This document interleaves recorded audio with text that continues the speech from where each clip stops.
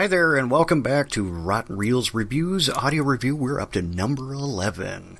And given last week was all about Post Apocalyptia Italiano. Yeah, that's where I found a buttload of knockoffs and some actually clever ones, basically dealing with a post-apocalyptic nuclear wasteland. Pretty nifty stuff.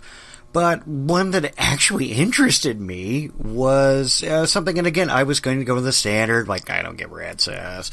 Like, yes, the world had a nuclear war, and the world's mostly desert, and water's the most precious thing, and blah, blah, blah. Marauders, spike gangs, gruff anti-hero with a heart of gold, yakety, yakety, yak. So, pretty much, I wasn't in the mood. And I just tried to my level best to have a positive outlook and give the film its proper review. This is The Exterminators from the year 3000.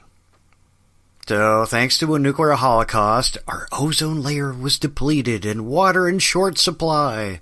Connor McLeod had no radiation shield to save us all. Yes, I made a Highlander 2 The Quickening reference. Suck it. Anyway, our rough, gruff, and, I guess we'll go with tough, anti-hero with a heart of gold, alien, Robert Inaki, who, I swear to you, looks like Martin Cove from Karate Kid, and horrible things like Last House on the Left and his chicken truck problems. This gentleman hails from Young Doctors in Love, Exterminators from the year 3000, and 18 Wheels of Justice. So, apparently there are cops still in this timeline, kinda. And he has a run with him, and the music sounds like John Carpenter's composure, only if he was right mid-stroke. The brain just seized up, and it twitched a few times. I don't know. And again, apparently lasers were easy to add in post, rather than buying squibs, blanks, a buttload of pistols, rifles, revolvers, and shotguns. Yeah, so you have your little shootout in that vernacular. In a colony that's comprised mostly of dirt, cliffs, and a cave, a young lad named of Tommy, Lucia Benintenti? Yeah. I'm butchering this. From Casa de Ferro, Touch and Die, Poor But Beautiful, The Cave of the Golden Rose 5, and Primetime Myrrh, waits patiently for his father to return with a new batch of water, only to be a few days late. Now, this colony consists on mostly hydroponics, mushrooms, canned goods, and a few odds and ends. So they're making do, but at the end of the day, they need fresh water and the means to transport it to their, I guess, cave? I also noticed the vehicles of 1,000 years into the future apparently stopped manufacturing after 1983. I swear to God, I saw a Chrysler E-Class zipping around. The biggest obstacle to the colony's survival is one crazy bull, Fernando Bilboa of Apocalypse Joe, Black Beauty, Antony, and Cleopatra, Dracula, prisoner of Frankenstein, the erotic rites of Frankenstein, Fastan and a virgin among the living dead, and his murderous, marauding moppets of mayhem. Or as he was so commonly fond of saying, mother grabbers. Yeah, I don't know what it means either, but mother grabbers. He was trying to make it a thing through the whole movie.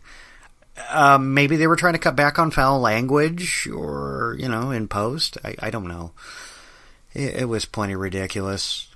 And, again, as establishing, this is a Italian film in question, so a lot of the crew is Italian.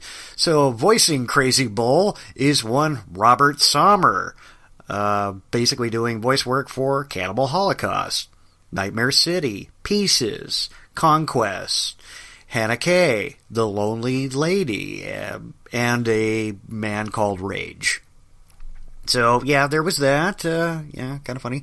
My favorite aspect is always hearing this very predominant voice actor that I've heard since I was a kid, and that gentleman would be Edward Mannix.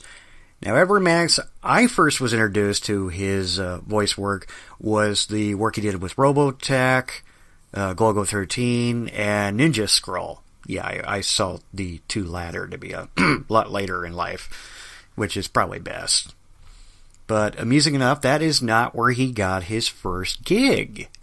It was mostly doing English dubbing for Italian horror films, or adventure, or again the post-apocalyptic one.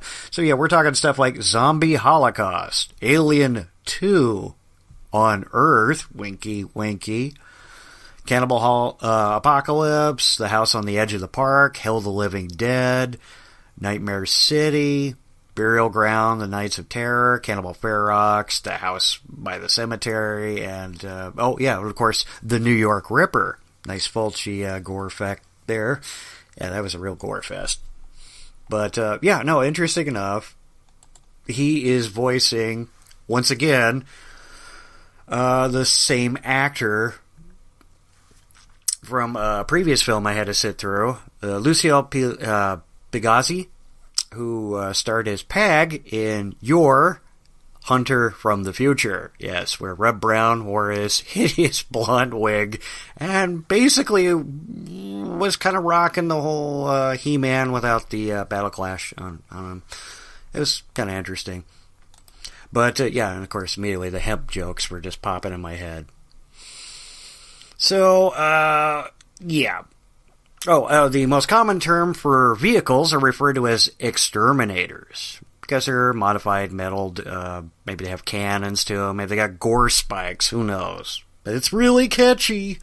So the mother grabbers snag a colonist caravan and proceed to slap them around and ask them where the water is. When they refuse, they get knifed. Amusing enough, little Tommy snuck into one of the vehicles of the caravan, managed to hide out. They didn't catch hide nor hair of him, and he starts walking in the proper direction that he needs to. He encounters our anti-hero, who is in a flipped upside-down car.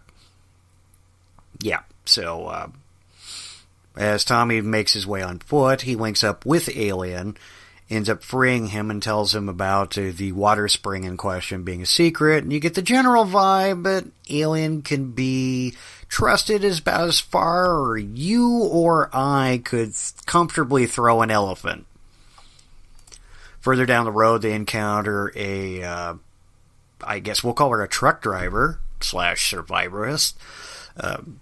Trash, played by Alicia Moro, Pulse Beat, Dear Nanny, Slugs, Dark Mission, Evil Flowers, Edge of the Axe, Velvet Dreams, Hot Blood, and Golden Balls. Yes, I did not make up that last title, and apparently it is not a porno. So there's an actual legitimate movie called Golden Balls. Also, she is not to be confused with Trash of the Bronx Warriors and Escape from the Bronx. Here's a hint, boobs. Yeah, a little helping out there. So Trash proceeds to ally with the tedious twosome here, and Alien ends up dragging him back to a fellow by the name of Papillon, who, oddly enough, is said actor in question, playing Pag from Your Hunter from the Future. And I sat there and thought, good, yeah, this film could need a lot more hemp before they're through. So, yeah. And once again, he is powered by the voice of Edward Mannix's voice. So, yeah, that's good. And he proceeds to tell them, back in the day when he was an astronaut and the world wasn't a complete pile of irradiated crap. This time around, he's kind of a junk dealer / refurbish mechanic. Kind of a jack of all trades, really. And so, yeah, at the end of the day, it's basically a race to beat Crazy Bull to said water. And what I found was interesting is the cat playing Crazy Bull just kind of comes off like he's trying his level best to be Lord Humongous or Immortal Joe. But at the end of the day, he just kind of reminds me of Vernon Wells' character in The Road Warrior Wes, where he's just screaming every 12 minutes and trying to beat everybody up and gut them and what have you. You know, no real planning, just reaction. So, you know, quick basis of it. The effects are fair. There is a lot of car crashes, car chases, gunfights. all of which are done pretty damn well. But, while you have laser guns, and I understand that's easier to put in post, I was just kind of sitting there thinking, hey, maybe you should just kind of take a cue from Megaforce and just have these moderately futuristic vehicles, but you scratch them up a little, maybe let them a little rust covered. I don't know, I was kind of hoping for like a scale model ship in the air that, these folks are like, oh, it's a dragon or a sky god or something like that.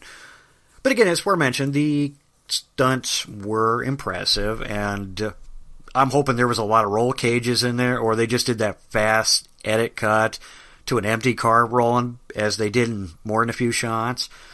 Well, Alien's a jerk, but damn it, he's our jerk. Now, you get the vibe, yeah, you can't trust him. As the course of the story goes, he starts evolving a little bit better. It's like, yeah, you can be a hard ass, but at the same time, you can also have a heart.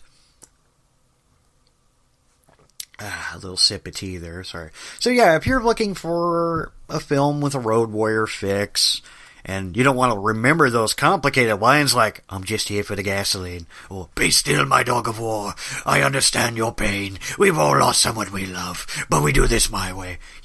These really complicated lines that were easy enough to remember, because apparently only, Thunderdome and Fury Road have quotable lines. Hey, what can I say?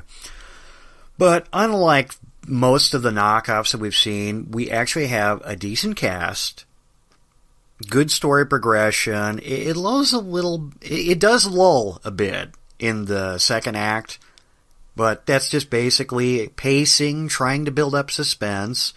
The violence is fairly brutal, but not much by today's standards. And yeah, I'm sorry, perverts, no rape scenes. I'm sorry.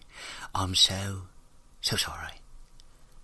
Yeah, it's kind of refreshing. I went, oh, look, I got to see a film with less rape scenes. And no, I got this one and went, oh my god, there's absolutely no rape scenes. How refreshing. Dear God, why is that got to be included? Every frickin' Post Apocalyptia.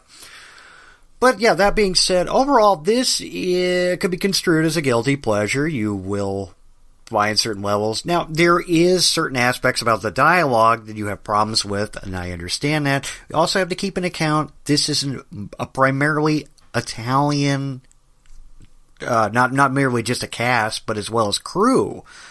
So, interpreting English and trying to make a little minor correction, they needed it verbatim. So if some of the lines feel stilted, or if they feel like they've been forced, that's predominantly why. But overall, yeah, it was kind of a fun flick. It was just nice to see the anti-hero not having to be immediately a good guy.